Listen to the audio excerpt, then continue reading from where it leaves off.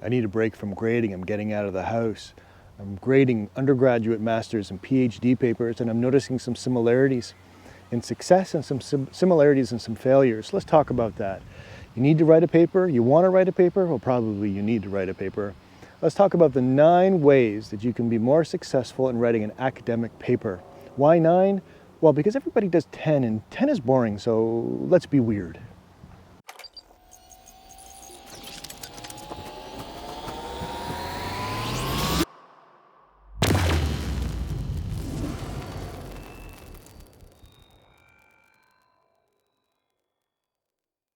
Number 1 is referencing and citation. A lot of students don't like this in the early stages because it's so mechanical and formulaic. Maybe they're not sure where to find examples. They're not sure why they're doing it in the first place.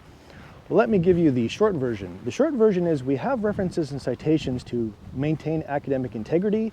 We don't want people stealing your ideas. We don't want you stealing other people's ideas. It's there to help with universal communication. We want to make it easy to find information. We don't want to have to reinvent the wheel with every paper. Yes, different disciplines will have different standards.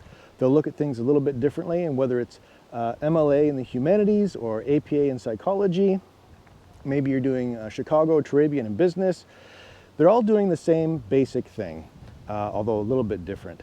Once you get used to them, it's like an old sweater. Old sweater may have holes in it, may smell like mothballs, but it's a part of you, and it keeps you warm, and it works. So think of citation and referencing as a way of putting on a sweater every year, and it's not the most glamorous thing, but it's one of the more useful things.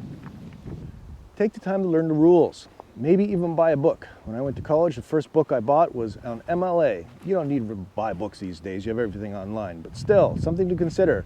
Spend time going over the different ways of doing referencing and making citations. Look at the examples online. Do you know the difference between endnotes and footnotes? Do you know whether or not you should put the author's name in the body of a paragraph, or whether you should put it at the bottom or at the end, or what should you do? Do you know the difference regarding where commas or semicolons should go? All of this is spelled out, quite mechanical, kind of formulaic and rigid. Just spend time going over the referencing. Don't panic if it doesn't immediately make sense. Once you've mastered one, the rest, the variations are pretty small. So you'll be able to blend into other disciplines fairly easily and understand the logic behind them all. Number 2, know your specific weirdo. Another weirdo, another day. There is some uniformity in citations. There's not uniformity necessarily in people.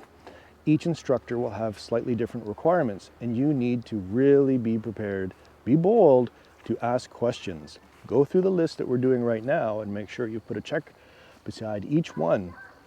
Some professors, especially early in their career, are going to be kind of low-key in terms of creating a syllabus. My syllabi run an average of 15 to 20 pages long because I need to spell out, I believe, as much as possible for students. So if you've got a professor who's new and isn't spelling things out, you're going to have to be bold, you're going to have to raise your hand, you're going to have to ask, you're going to have to send some emails. Please, please, please, don't be shy.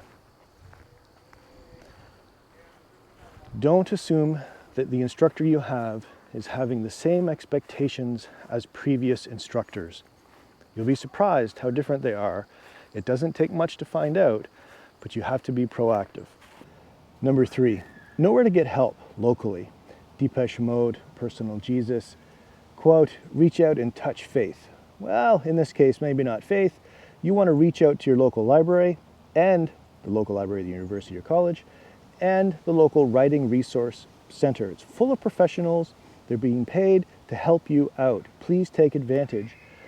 When you go to the library, or when you search online, you'll find that the library is not just another version of Google. The library where you are pays a lot of money, and your tuition dollars go towards this, to get subscriptions to professional journals and academic texts. One of my books came out last week.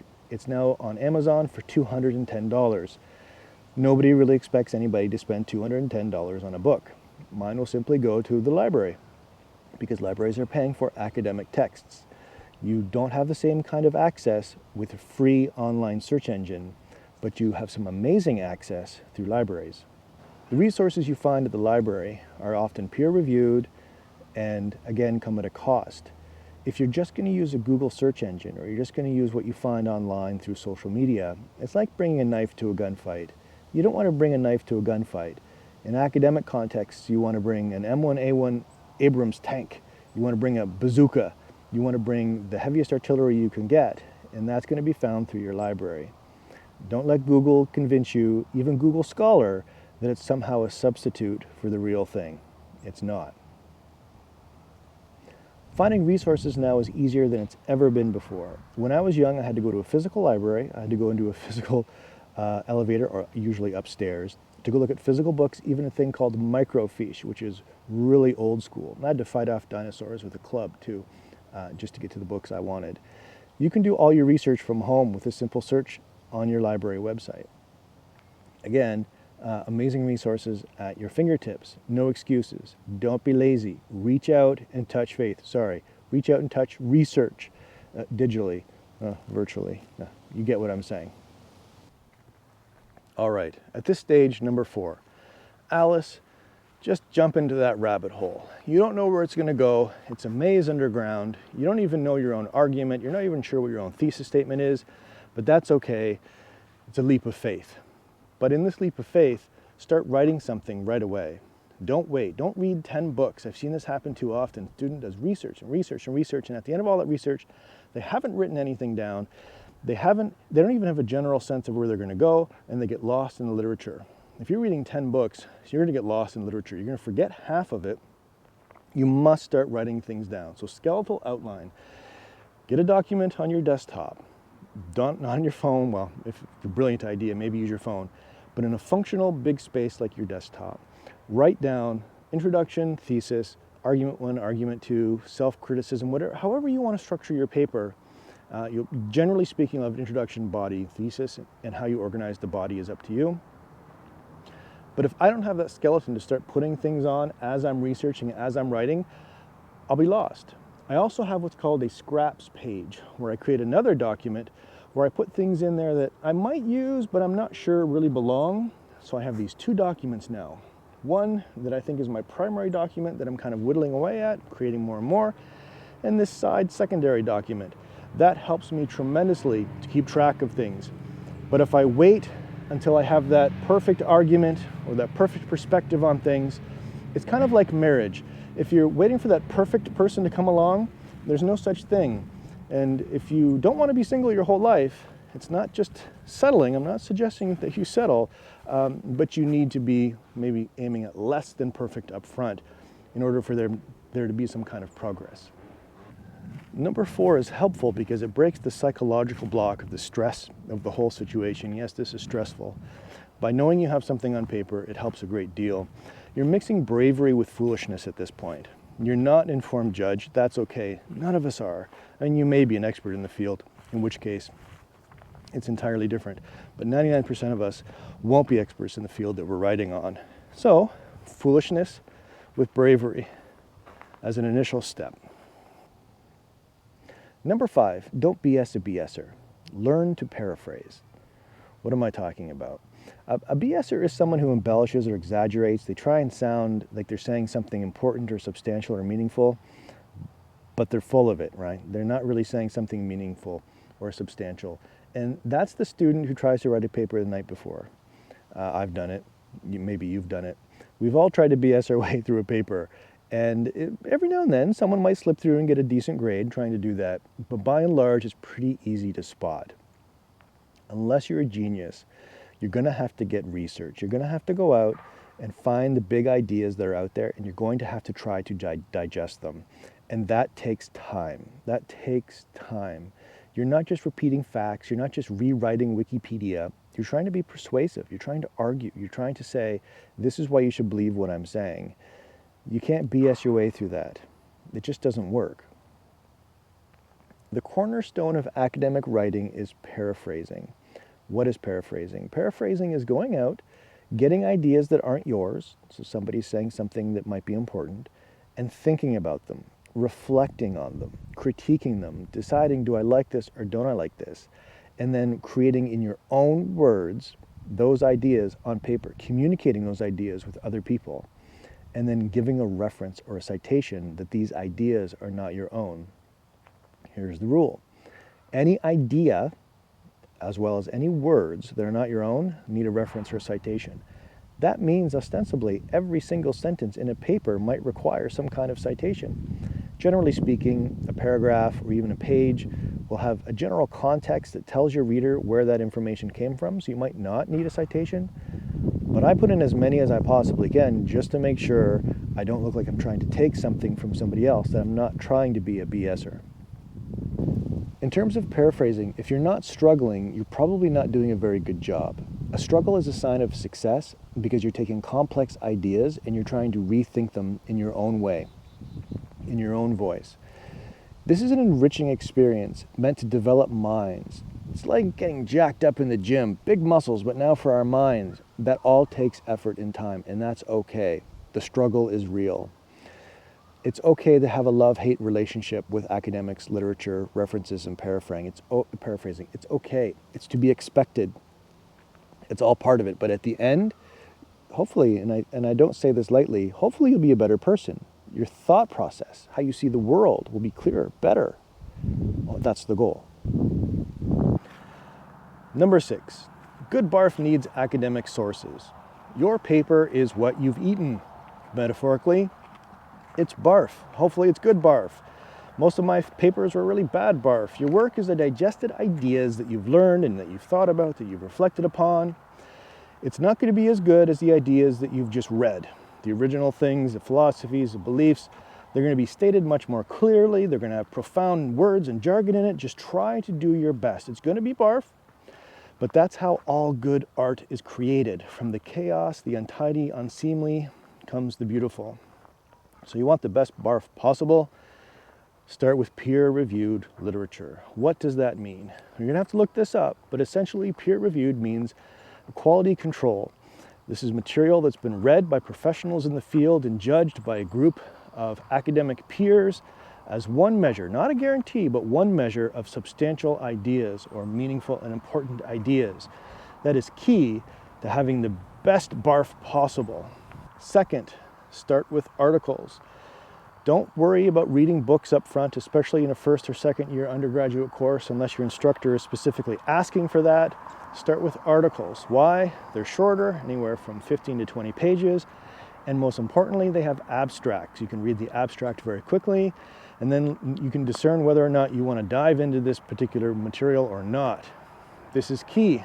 You've only got so much time. You've got a lot of courses. You need to be efficient, but you also want quality. Number 7, becoming an academic artist. After you've mastered the technical issues, the actual work of presenting your paraphrased work begins. This is the creative synthesis and the thinking side. Creative is the difference between a C grade and an A+ grade. You need to become a creative artist. This is largely a matter of finding your own voice, presenting your own mind through your paper. Some of the steps include figuring out the difference between a personal projection and an academic tone. What do I mean? Maintaining an academic tone is not easy. It's expected. Spend some time reading through some articles.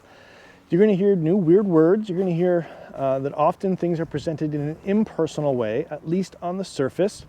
The jargon and the weird questions will seem off-putting, but the more you read these, you'll begin to see that beneath the surface, many of these projects are in fact quite personal, quite practical to the people who are writing on these. Don't be put off, in other words, by the flashy and the seemingly incoherent. Jargon is part of the richness and the vibrancy of the academic maze. How then do I find my own voice while also embracing this new seemingly impersonal world? Well, baby steps. Again, get the basic ideas to your skeleton, your basic arguments, your basic definitions, the ideas you like, and get those down on a piece of paper, or ideally, 2 documents on your desktop. Number 8, find some people you can use and exploit. This is perhaps the most humbling phase of the entire venture. You need people to be reading your work. You need people to be brutally honest. People at the library will help you. People at the writing resource shop, wherever you are, will help you. But at the end of the day, the brutal honesty comes from people, probably your friends and family. Now, you're going to get angry at them when they tell you the truth. But after they tell you the truth, give them a hug. If they're in your COVID bubble, give Give them a hug and thank them for helping you to be a better person. But you need them, to be honest. My mother never passed grade 9, and I have her read everything I write, even my PhD dissertation, and she always helps me. Number 9, read your university or college grading scheme. There's a huge difference between high school expectation and grading in university. You'll be surprised to find, often in the specific wording of each grading scheme, that a C is actually a pretty decent job. You've done the basics, you've shown up, you've done the assignment. And that B and A level usually involves both mastery of content and something creative. Don't be disappointed if you get a C. Most of us tend to start with C's, but don't be satisfied with that either. We want to do better. But know your university grading scheme so that you're not unnecessarily disillusioned or you feel like you're a failure before you really give it a fair shot. Okay, so let's sum all of this up and answer the question, how do professors grade? You're going to want to master the basics, the formulaic, the mechanical, and that is the easiest part. I know it's time consuming and a bit intimidating, but that is the easiest part. And then you need to move on to the paraphrasing and the reflecting and finding your own creative voice, but doing so in an atmosphere that maintains an academic tone. That's tricky, but it's quite doable, it's quite possible, and I see it every year. In fact, usually by second or third year university students have done an amazing job of learning how to do that. Certainly by the time you get to be a PhD student, you're, again, with that old sweater, quite comfortable in this atmosphere, and it's much easier to present your own voice. All right, that was a longer walk than I realized. I'm a little out of breath. So what do we do with all this? Let's ask the question and answer it. How do professors grade? Well, they go through the list that we were just looking at. They're looking for the mechanical, the formulaic side of citation. They're wondering if you're doing a good job paraphrasing. Of course, they're looking for clear structure. When I grade a paper, the first thing I do before I read anything is I go to the very end and I look at the research. And the research will tell me whether there's a sense of quality there, or if it's missing, or if it's all Wikipedia citations. There's probably going to be a problem.